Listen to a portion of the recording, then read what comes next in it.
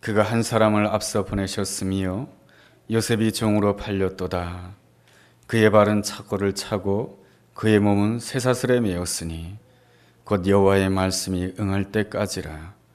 그의 말씀이 그를 단련하였도다. 왕이 사람을 보내어 그를 석방하며 뭇백성의 통치자가 그를 자유롭게 하였도다. 그를 그의 집의 주관자로 삼아 그의 모든 소유를 관리하게 하고 그의 뜻대로 모든 신하를 다스리며 그의 지혜로 장로들을 교훈하게 하였도다. 아멘. 우리의 삶을 본다면 늘 문제가 있고 또한 그 문제를 바라보며 살아가는 것 같습니다. 국가적으로 본다라고 한다면 남북 간의 군사적인 긴장과 대치가 있습니다.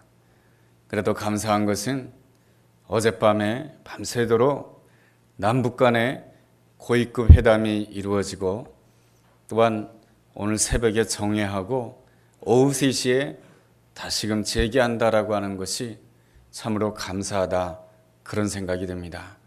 그 회담을 통해서 이 남북 간의 이 긴장 모드가 평화 모드로 바뀔 수 있도록 우리 모두가 다 기도해야 될 줄로 믿습니다.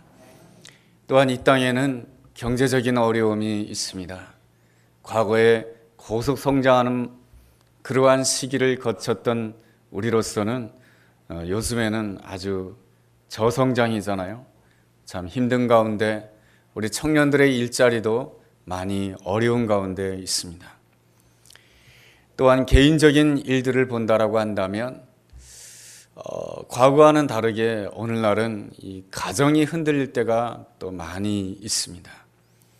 또한 물질의 문제로 고통당할 때가 있고요. 자녀의 문제로 참 힘들 때가 있고요. 또한 불편한 인간관계로 인하여서 많이 속상할 때가 있습니다. 이렇듯 여러 가지 문제가 우리를 힘들게 하고 걱정에 사로잡히게 만듭니다. 이러할 때에 옆에 있는 사람이 이렇게 말하기도 합니다. 그런 건 아무것도 아니야. 내가 옛날에 겪은 이야기 한번 들어볼래? 내가 옛날에 얼마나 고생 많이 했는지 몰라 하면서 자신의 지난날의 이야기를 자랑스럽게 이야기해 주는 것은 오늘 힘들어하고 있는 사람, 문제 가운데 있는 사람에게는 하나도 도움이 되지 않는다라고 하는 것입니다.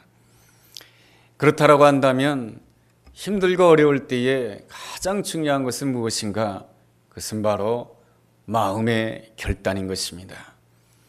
어디를 바라보느냐? 이 마음의 결단이 그 사람의 삶을 결정하게 만든답니다. 문제가 있다 해서 날마다 문제를 바라보며 그리고 또한 그 문제 속에 사로잡히게 되면은 그 문제에 따라서 흘러가게 되는 것입니다. 그러나 문제보다 더 크신 하나님을 바라보며 그 하나님의 그 아름다움을 날마다 묵상한다라고 한다면 나의 삶은 문제에 압도되는 것이 아니고 나의 삶은 하나님의 사랑에 압도되고 나의 삶은 하나님의 영광에 압도됨으로 인하여서 나에게 주어진 삶을 넉넉하게 이겨나는 귀한 은혜가 주어지게 될 줄로 믿습니다. 예수님의 생애를 보아도 그렇습니다. 예수님께서 십자가 앞에 서셨을 때에 그 십자가의 무게가 얼마나 무거웠겠습니까? 그 십자가의 무게에 압도될 수가 있었습니다. 그 십자가의 무게는 슬픔의 무게요, 억울함의 무게요, 고통받음의 무게였던 것입니다. 그 무게가 예수님의 어깨를 짓누를 때마다 예수님은 연약한 한 인간으로서 슬픔에 압도될 수가 있었고 그 슬픔이 더 길어지게 되면은 미움에 압도되기도 하고 분노에 압도될 수도 있는 것입니다. 예수님이 그 십자가의 무게에 짓눌려서 그 슬픔의 무게에 압도되고 분노에 압도되고 그렇다라고 한다면 하나님께서 예수님을 이 땅에 보내주시고 예수님을 통한 그 하나님의 계획이 온전히 이루어질 수가 없게 되는 것입니다. 예수님은 이것을 너무나도 잘 아셨기에 십자가를 앞에 두고 겟세마네 동산에서 간절히 기도하셨습니다. 예수님께서 기도하신 내용은 무엇입니까? 이 십자가가 없애달라고 하는 그런 내용도 있겠지만, 그러나 예수님께서는 이 십자가 진 가운데 슬픔과 미움과 이 분노에 압도되지 않기를 원했던 것입니다. 이 가운데서도 하나님은 여전히 살아계시며, 이 가운데서도 여전히 하나님께서는 나를 위한 아름다운 부활의 영광이 있음을 믿고, 하나님이 예비해 놓으신 그 아름다운 영광에 나 자신이 온전히 압도되기를 원했던 것입니다. 그러기에 예수님께서는 땀방울이 핏방울이 되기까지 그렇게 기도하였던 것입니다. 기도에서 승리하였기 때문에 예수님께서는 십자가에 못 박히는 그 아픔 속에서도 미움에 압도되지 않고 슬픔에 압도된 것이 아니고, 오히려 예수님은 하나님의 영광에 압도되고 부활의 능력에 압도됨으로 인하여서 그 십자가상에서 놀라운 선포를 하십니다. 아버지여, 저들은 자기들이 하는 죄를 알지 못합니다. 저들을 용서하여 주옵소서. 이것이 바로 하나님의 영광에 압도된 아름다운 예수님의 모습인 줄로 믿습니다. 그러므로 우리 삶 가운데 문제가 있다 할지라도 우리는 이 문제 앞에서 하나님 앞에 기도할 줄 알아야 됩니다. 하나님, 나에게 이 아픔의 문제가 있고 슬픔의 문제가 있지만 이 아픔에 압도되지 않게 하시고 슬픔에 압도되어 내 안에 분노로 가득 차지 않게 도와주옵시고, 이 가운데서도 하나님은 살아계시며, 이 가운데서도 하나님은 나와 함께 계시며, 이 가운데서도 하나님께서는 능력으로 역사하신다라고 하는 것을 믿고, 하나님, 이 가운데서도 하나님의 능력에 압도된 자가 되게 도와주시고, 하나님의 사랑과 하나님의 보호와 하나님의 영광에 압도된 자로 승리케 하여 주옵소서. 이러한 간절한 부르짖음이 있게 되었을 때 하나님의 영광에 압도된 자로서 내 앞에 그 어떠한 문제도 잘 헤쳐나가며 승리하게 되는 복된 사람이 될 수 있는 줄로 믿습니다. 예전에 보았던 영화 한 가지가 있습니다. 인생은 아름다워라고 하는 영화입니다. 이 영화의 그 배경은 이태리의 한 작은 도시입니다. 귀도라고 하는 한 젊은이가 도라라고 하는 한 여성을 사랑하게 되어서 아들을 낳게 되는데, 그 아들의 이름이 조수아라고 합니다. 이 세 사람이 아름다운 가정을 이루어서 행복하게 살고 있는데, 어느 날 그 도시에 독일 나치가 들어오게 됩니다. 독일 나치가 들어와서 귀도와 조슈아를 잡아가게 됩니다. 왜냐하면 귀도는 유태인이었거든요. 유태인이라고 하는 한 가지 이유 때문에 어느 날 갑자기 행복한 가정을 잃어버리게 되고 그 독일 나치 수용소에 갇히게 됩니다. 독일 나치 수용소에서 갇힌 그 생활은 비참하기 그지없었습니다. 먹는 것도 열악하고요, 입는 것도 죄수 옷이고요, 그 가운데서 절망하고 낙심할 수밖에 없었지만은 이 아빠인 기도에 아주 놀라운 점이 있습니다. 아무리 힘들고 어려운 상황 가운데 있다 할지라도 이 아빠인 기도는 아들인 조슈아 앞에서 항상 미소를 짓습니다. 그 아들 앞에서는 항상 웃습니다. 그러면서 아들에게 지금 자신들이 처해진 이 수용소 상황에 대해서 설명을 해주는데, 어떻게 설명을 해주냐면은 지금 우리는 즐거운 놀이게임을 하고 있는 것이다 라고 말해줍니다. 그래서 조슈아가 이 놀이게임을 아빠와 잘 한다라고 한다면 내가 저 땡크를 너에게 선물로 줄 것이다 라고 이렇게 말을 해줍니다. 그는 주변에 있는 모든 상황을 통해서 다 즐거운 게임 놀이로 설명해서 그 아들에게 말을 해주게 됩니다. 그 영화의 클라이막스는 이제 2차 대전이 거의 끝나갈 무렵에 독일 나치군들이 유태인들을 막 죽이려고 하는 때인 것입니다. 귀도는 이제 자기 자신이 곧 죽을 거라고 하는 것을 알았습니다. 그래서 귀도 나오라고 합니다. 독일 병정이 딱 부르는 그 소리가 이제 날 죽이려고 하는구나. 그 소리를 듣게 되자마자 아들에게 이렇게 말합니다. 조슈아, 이 창고 안에 꼭 숨어 있어. 내가 돌아오는 시간이 조금 걸릴지도 몰라. 그렇지만은 다른 데 나가지 않고 이 자리에서 꼭 숨어 있게 되면은 너는 이 다음에 큰 상이 주어질 거야 하면서 조슈아에게 아주 게임놀이를 말해줍니다. 그러면서 로마 병정에 잡혀가면서도 뒤돌아보면서 그냥 즐겁게 걸어갑니다. 잡혀가면서도 말이죠. 즐겁게 걸어가면서 뒤돌아서면서 그 창고 안에 있는 그 아들 조슈아에게 이 아빠 기도는 윙크를 보내게 됩니다. 나는 지금 너랑 즐거운 게임을 하고 있는 것이다 라고 말이죠. 기도는 죽게 되죠.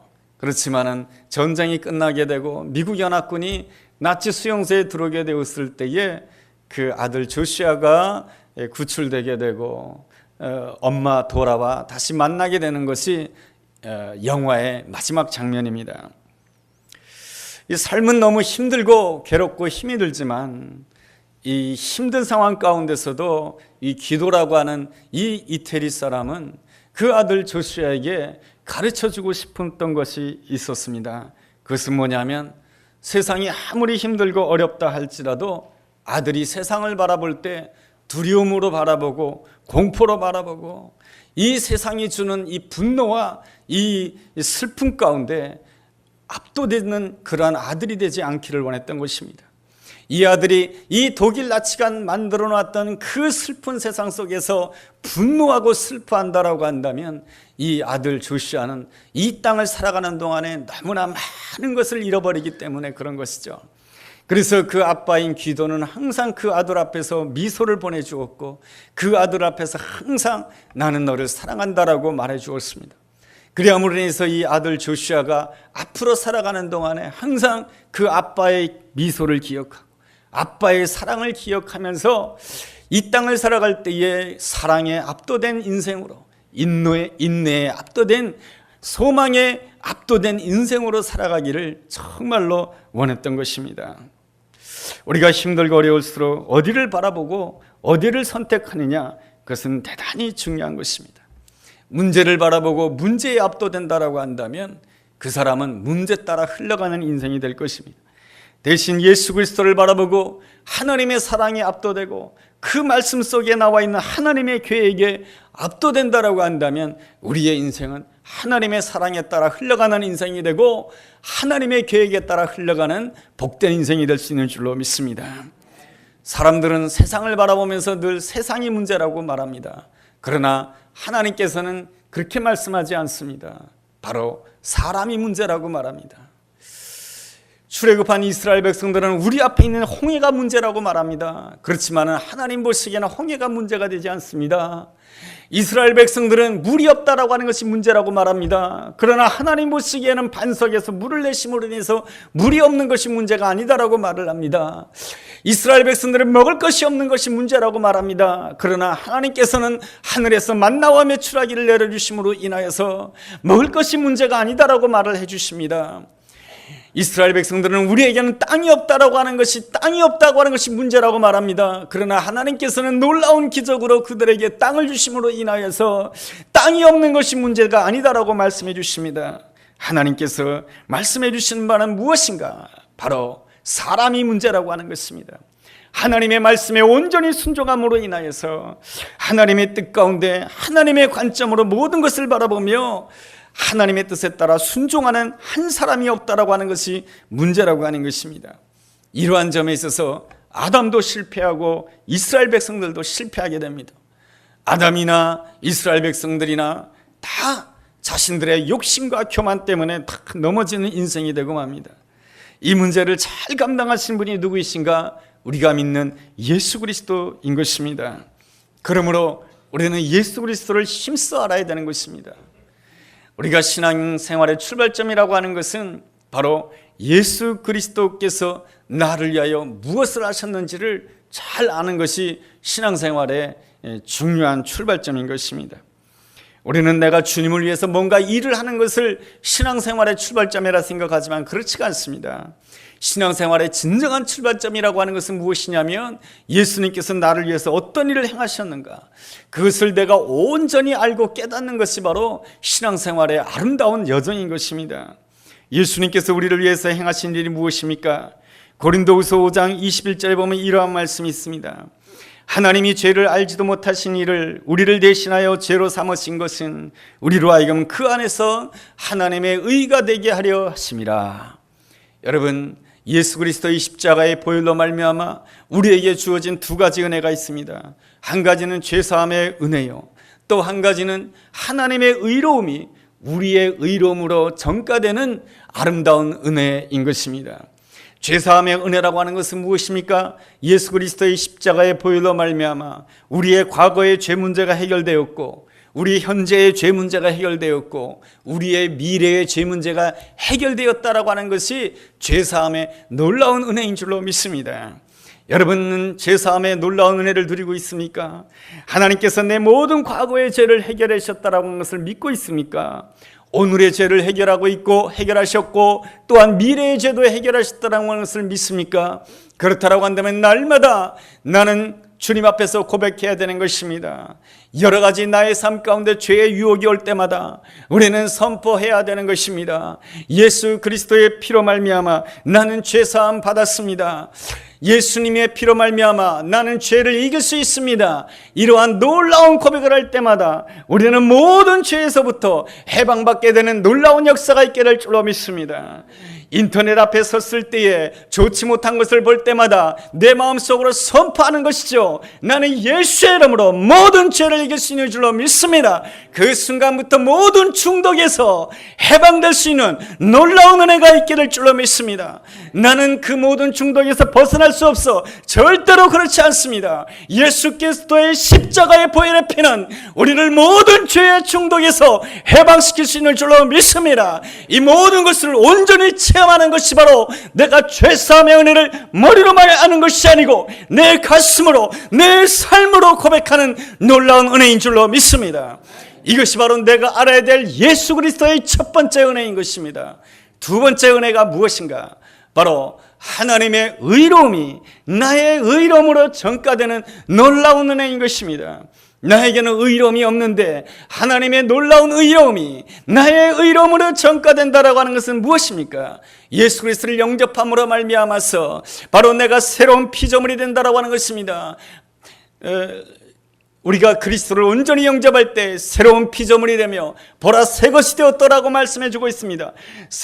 누구든지 새로운 피조물이라 보라 새 것이 되었도다라고 하는 고린도후서 5장 17절의 말씀은 바로 내가 새로운 관점을 가지게 되었다라고 하는 것입니다. 전에는 항상 나의 관점으로 나 자신을 자책하고 나의 관점으로 내 옆에 있는 사람을 정죄하고 판단했다라고 한다면, 이제는 하나님의 의로움이 나의 삶 가운데 전가되게 되었을 때 하나님께서는 내 눈을 바꿔주시는 것입니다. 하나님이 원하시는 관점이 바뀌어지는 것이죠. 십자가를 나의 관점으로 본다라고 한다면 고난이요 슬픔이요 너무나도 억울한 것이지만은, 그러나 그 십자가를 하나님의 관점으로 본다라고 한다면 하나님의 부활의 영광이 나타나기 위한 과정이며 우리 모두를 구원하기 위한 아름다운 과정인 줄로 믿습니다. 이렇게 보는 것이 바로 진실로 하나님의 관점을 가지고 모든 것을 보는 것인 줄로 믿습니다. 그러므로 하나님의 의로움이 나에게 전가되었다라고 하는 것은 내가 이제 보는 것이 달라졌습니다. 소경 바디메오처럼 눈을 뜬 자가 되었습니다. 하나님의 관점에 대해서 눈을 뜬 자가 되었습니다. 이것이 바로 하나님의 의로움이 나의 의로움으로 전가된 아름다운 결과인 줄로 믿습니다. 이러한 두 가지 은혜를 한마디로 말한다라고 한다면 영생이라고 말하는 것입니다. 요한복음 17장 3절의 말씀에 보면은 영생이란 무엇인가? 예수 그리스도를 아는 것이다라고 말씀해 주고 있습니다. 바로 예수 그리스도로 말미암은 하나님의 놀라운 은혜 두 가지, 죄사함의 놀라운 은혜와 하나님의 의로움이 나에게 전가됨으로 인하여서 내 관점이, 내 인간적인 관점을 내려놓고 하나님의 관점으로 모든 것을 바라보는 이 놀라운 은혜가 바로 영생의 은혜인 줄로 믿습니다. 우리가 예수 그리스도를 영접하게 되었을 때에 이 놀라운 영생의 DNA가 우리의 영혼에 온전히 새겨진 줄로 믿습니다. 그렇지만 말이죠, 이 영생의 DNA가 우리의 삶을 통해서, 우리의 인격을 통해서 온전히 나타나는 하나님의 작품이 되기까지는 바로 간격이 있는 것입니다. 세월의 간격이 있는 것이고 시간의 간격이 있는 것이죠. 그래서 신앙생활에 있어서 꼭 필요한 것이 있는데 그것은 바로 기다림이다 라고 하는 것입니다. 기다림 가운데 사단이 가만히 있지 않습니다. 이 땅에 공중권세를 잡은 악한 사탄 마귀가 끊임없이 여러 가지 시험을 통해서 우리를 넘어뜨리려고 합니다. 물질의 문제로 넘어뜨리려고 하고, 질병의 문제로 넘어뜨리려고 하고, 힘든 인간관계를 통해서 넘어뜨리려고 합니다. 그럴 때마다 우리는 이러한 생각을 하게 됩니다. 나는 매주일마다 열심히 하나님 앞에 나와서 예배를 드렸고, 나는 열심히 기도했고, 나는 열심히 신앙생활했는데 왜 나에게 이러한 힘든 질병이 주어지는 것입니까? 왜 나에게 이러한 힘든 인간관계가 주어지는 것입니까? 왜 나에게 이러한 물질의 고통이 주어지는 것입니까? 하나님, 도대체 이유가 무엇입니까? 내가 뭘 잘못했습니까? 이것이 바로 하나님 앞에 묻고 싶은 시험당하는 자의 질문 아니겠습니까? 여기에는 좋지 않은 전제가 있습니다. 그것은 무엇이냐면, 나는 좋은 사람이기 때문에 항상 나에게는 좋은 일만 일어나야 된다라고 하는 잘못된 전제를 가지고 있기 때문에 그렇습니다. 그러나 하나님께서, 예수님께서 우리 인생에 대해서 설명하실 때는 그렇게 말씀하지 아니하십니다. 요한복음 16장 33절에 보면 이러한 말씀이 있습니다. 이것을 너희에게 이루는 것은 너희로 내 안에 평안을 누리게 하려 함이라. 세상에서는 너희가 환난을 당하나 담대하라, 내가 세상을 이겼노라고 말씀해 주고 있습니다. 우리 주님께서 우리에게 주시고자 하는 것이 평안이라고 말씀해 주십니다. 얼마나 좋습니까? 주님께서 나에게 마음의 평안함을 주시고, 하나님과의 관계 속에서의 평안함을 주시고, 사랑과의 관계 속에서의 평안함을 주시고, 물질과의 관계 속에서 평안함을 주시고, 모든 관계 속에서 평안함을 주신다고 하시니, 우리 주님께서 이렇게만 말씀하셨다라고 한다면 얼마나 좋습니까? 그러나 그 다음에 이어지는 말씀은 너희가 세상에서 환난을 당할 것이다라고 말씀해 주고 있습니다. 주님께서는 우리가 이 땅에 사는 동안에 하나님의 사람이기 때문에 환난을 당하지 아니할 것이며, 너희 삶 가운데는 광야가 없을 것이며 사막이 없을 것이다라고 말씀해 주신 적이 한 번도 없으신 하나님이십니다. 우리에게 환난이 있지만은 주님께서는 말씀해 주십니다. 내가 세상을 이겼노라. 내가 세상을 이긴 것처럼 너희도 광야를 이길 것이며 너희도 사막의 이 모든 어려움을 이길 것이다라고 약속해 주고 있는 것입니다. 이 모든 과정을 통하여서 주님께서 우리에게 원하시는 바가 있습니다. 이 모든 과정을 통해서 바로 네가 깨끗한 그릇이 될 것이며 큰 그릇이 될 것이며, 그렇게 함으로 해서 하나님께 쓰임받는, 하나님의 축복을 받는 아름다운 그릇이 될 수 있다라고 하는 것이 하나님께서 오늘 이 시간 힘든 문제 가운데 고민하는 우리 모두에게 주시는 아름다운 대답인 줄로 믿습니다. 여러분, 이러한 모든 은혜를 누렸던 사람이 누구입니까? 오늘 성경 본문에 나와 있는 요셉이라고 하는 사람입니다. 여러분, 요셉에게 주어진 은혜가 무엇입니까? 여러분, 오늘 본문의 시편 105편 19절 말씀입니다. 한번 주목해 보시기 바랍니다. 제가 읽겠습니다. 여호와의 말씀이 응할 때까지라 그의 말씀이 그를 단련시키셨도다. 하나님의 말씀이 요셉을 단련시킴으로 인하여서 여호와의 말씀이 그의 삶 가운데 응답되었다라고 말씀해 주고 있습니다. 이것은 무엇인가? 하나님께서는 이미 요셉을 선택하셨을 때 요셉의 영혼에 영생의 DNA를 넣어주신 것입니다.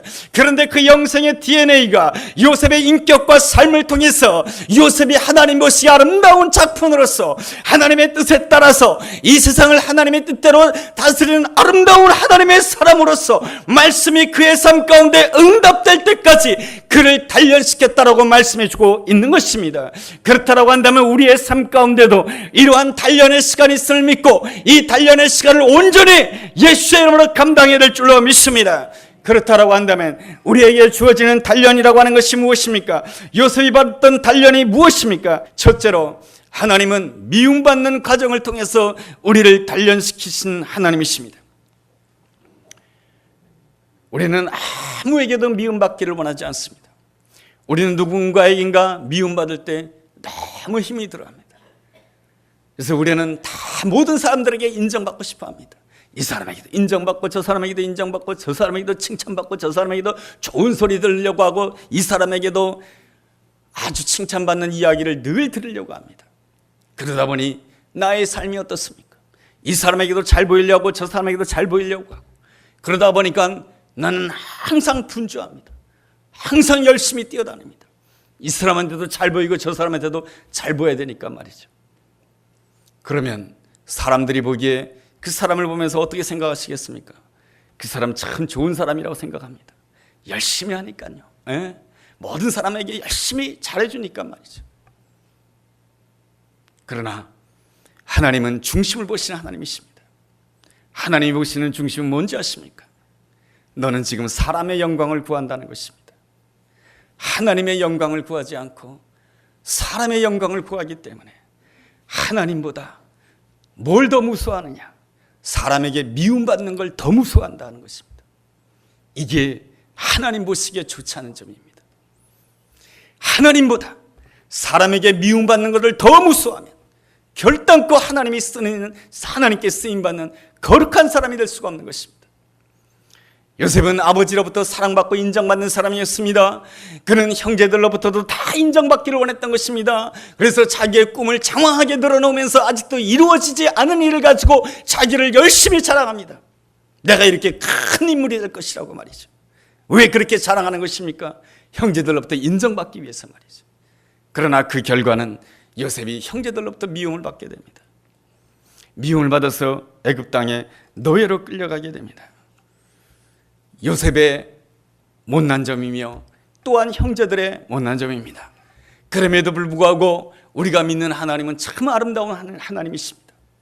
내가 부족했지만, 내가 연약해서 시험받았지만 하나님께서는 그 모든 것을 통해서 선을 이루시는 하나님이시랍니다. 그 말씀이 바로 무엇인고 하니 17절의 말씀인 것입니다. 우리가 17절 말씀을 주목해보면 이러한 말씀이 있습니다. 그가 한 사람을 앞서 보내셨으며 요셉이 종으로 팔렸도다. 요셉이 종으로 팔렸다라고 하는 것은 인간적인 관점으로 본다라고 한다면 너무너무 슬픈 일이지만, 그러나 하나님의 관점으로 본다라고 한다면 바로 이스라엘 백성들을 구원하기 위해서 하나님께서 한 사람을 앞서 보내셨다라고 하는 것입니다. 이것이 바로 하나님의 관점인 것이죠. 하나님께서는 그 미움받는 과정을 통해서 하나님께서는 이 요셉을 아름다운 하나님의 사람으로 세워나가시는 것입니다. 그러므로 오늘 여러분의 삶 가운데 미움받는 사건이 있습니까? 그것 때문에 너무 낙심하지 마시기 바랍니다. 오직 예수 그리스도를 바라본다라고 한다면 하나님의 관점에서 나를 지금 미움받는 과정을 통해서도 아름답게 인도해 주신 줄로 믿습니다. 아무도 미움받고 있지 않은 것 같습니다. 저는 아멘이 나올 줄 알았는데 아멘이 안 나오시네요. 둘째로 하나님께서는 낯선 환경을 통해서 우리를 단련시키십니다. 낯선 환경에 간다라고 하는 것은 참 두려운 일인 것이죠. 그런데 말이죠, 하나님께서는 요셉을 혼자 가게 내버려 두지 아니하십니다. 신명기서 1장의 말씀을 본다라고 한다면 이스라엘 백성들이 낯선 환경을 갈 때마다 하나님께서는 언제나 그들보다 앞서가셨다라고 말씀해 주시고 하나님께서는 그들을 위하여 싸우셨다라고 말씀해 주고 있습니다. 요셉에게도 그렇게 하셨죠. 하나님께서는 이미 요셉을 위하여서 애굽 땅에 먼저 가셨고 요셉과 함께 하심으로 인해서 그의 인생이 형통했다라고 말씀해 주고 있습니다. 하나님께서는 왜 요셉에게 낯선 땅을 허락하시는 것입니까? 사람 의지하지 않고 형편 의지하지 않고 오직 하나님께만 집중하라고 하는 하나님의 거룩한 뜻 때문에 아니겠습니까? 셋째로 하나님은 억울함을 통해서 우리를 단련시키시는 하나님이십니다. 요셉은 보디발 장군의 아내를 범한 적이 한 번도 없습니다. 그런데 요셉은 성폭행했다라고 하는 누명을 쓰게 됩니다. 어떻게 빠져나올 방법이 없습니다. 아무도 요셉을 변호해 주지 않습니다. 그랬을 때 요셉이 얼마나 힘들고 어려웠을까요? 그럴 때에 사람 붙잡고 사람에게 호소하게 되면 더 큰 미궁으로 빠지게 됩니다. 그럴 때에 요셉이 할 수 있는 일은 한 가지밖에 없었습니다. 그래도 하나님은 살아계십니다. 내가 이 가운데서 오직 하나님을 기다릴 것입니다. 그 억울함 속에서 하나님을 기다리는 훈련을 하게 된 것입니다. 넷째로 하나님은 고립을 통해서 우리를 단련시켜 주십니다. 요셉이 감옥에 들어갔을 때 얼마나 외로웠을까요? 얼마나 고립된 시간을 보냈을까요? 그렇지만 하나님께서는 그 고립된 시간을 통해서 나 자신을 넘어서게 합니다. 나 자신을 넘어서지 못하면 어려운 가운데 처하게 되었을 때 두 가지로 반응하게 됩니다. 한 가지 반응은 그러면 그렇지, 나에게 좋은 일이 있을 수 있겠어 하면서 나를 자책하고 나에 대해서 정죄하는 마음을 가집니다. 또 한 가지는 이 모든 것이 다 남 때문이라고 생각하게 됩니다. 누구 때문에 내가 이렇게 고통당한다고 생각합니다. 누구 아니었으면 내가 이렇게 고생하지 않는다라고 생각하는 것이죠. 이 모든 것이 다 무엇입니까? 나 자신에게 사로잡힌 태도인 것입니다. 나 자신에게 사로잡혀서는 결단코 하나님이 쓰임받는 아름다운 그릇이 될 수가 없게 되는 것이죠. 그래서 하나님께서는 이 요셉에게 고립의 은총을 허락해 주시는 것입니다. 그 고립을 통해서 나를 넘어서서 오직 예수 그리스도를 바라보도록 하기 위한 것이죠. 예수 그리스도를 바라볼 때에 무엇을 바라볼 수가 있습니까? 예수 그리스도의 십자가와 부활을 바라봐야 되는 것입니다. 예수 그리스도의 십자가의 은혜를 통해서 내가 이 고립 가운데 있고 힘든 가운데 있어도 주님께서는 얼마든지 나를 위로해 줄 수 있는 그 주님의 위로를 체험할 수 있어야 되는 것이고, 그리고 예수 그리스도의 부활의 놀라운 역사를 바라보면서 주님께서는 죽음 가운데서도 생명으로 승리하는 것처럼 오늘 나의 삶 가운데 아무리 죽음과 같은 형편 가운데 있다 할지라도 주님께서 나와 함께 하신다라고 한다면, 내가 3일을 기다린다라고 한다면 주님께서는 반드시 내 이 모든 상황 가운데서 승리하게 할 줄로 믿습니다. 이 놀라운 사실을 온전히 고백하게 되었을 때 나는 어떠한 사람이 되는가? 예수 그리스도의 십자가 부활에 압도된 인생이 되는 줄로 믿습니다. 문제에 압도되는 것이 아니고, 형편에 압도되는 것이 아니고, 고난에 압도되는 것이 아니고, 미움과 분노에 압도되는 것이 아니고, 예수 그리스도의 십자가의 사랑과 예수 그리스도의 십자가의 능력에 압도되는 인생이 되었을 때 하나님께서는 그때 풀어주시는 것입니다. 왜 풀어주시느냐? 바로 하나님의 뜻대로 온 세상을 다스릴 줄 아는 사람이 되기 때문에 그런 것입니다. 하나님의 때가 됐을 때 요셉을 풀어주시자 요셉에게 어떠한 일이 일어났습니까? 시편 105편 21절 22절의 말씀이 나오는 것입니다. 21절과 22절을 제가 읽어보겠습니다. 그를 그의 집의 주관자로 삼아 그의 모든 소유를 관리하게 하고 그의 뜻대로 모든 신을 다스리며 그의 지혜로 장로들을 교훈하게 하였도다 라고 말씀해주고 있습니다. 우리는 힘들고 어려울 때마다 이 세상이 문제라고 말합니다. 그러나 하나님께서는 너가 문제라고 말씀해 주십니다. 사람이 문제라고 말씀해 주고 있습니다. 하나님의 뜻대로 순종하며 하나님의 나를 넘어서서 하나님의 뜻대로 다스리는 마음이 없는 사람이 그런 사람이 없다라고 하는 것이 하나님 보시기에 문제라고 하는 것입니다. 그러므로 오늘 우리의 삶 가운데 문제가 있다 할지라도 그 문제에 압도되고 그 문제에 사로잡히면 우리에게는 해결책이 없습니다. 우리는 이때 하나님 앞에 간절하게 부르짖어야 됩니다. 언제까지 부르짖어야 되느냐? 하나님의 사랑이 압도될 때까지, 하나님의 영광이 압도될 때까지, 하나님의 놀라운 능력이 압도될 때까지 내가 하나님 앞에 부르짖는다라고 한다. 그래서 하나님의 영광이 압도될 수 있다라고 한다면 하나님께서 나를 반드시 회복시켜 줄 줄로 믿습니다.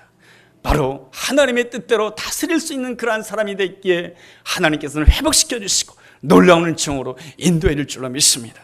이 아름다운 은혜가 우리 모두에게 함께하게 되기를 주의 이름으로 축원합니다. 기도하겠습니다. 하나님 아버지, 늘 우리 삶 가운데 있는 문제를 바라보며 문제에 압도되어 낙심하고 슬퍼하기도 하고 깊은 걱정 가운데 살았습니다. 주님, 나의 믿음 없음을 용서하여 주옵소서. 매 순간마다 문제보다 더 크신 하나님을 바라보는 가운데 하나님의 사랑에 압도되게 하시고 하나님의 능력에 압도됨으로 인하여서 모든 것을 합력하여 선을 이루시는 하나님의 놀라운 역사를 체험하게 하여 주옵소서. 예수님의 이름으로 기도했습니다. 아멘.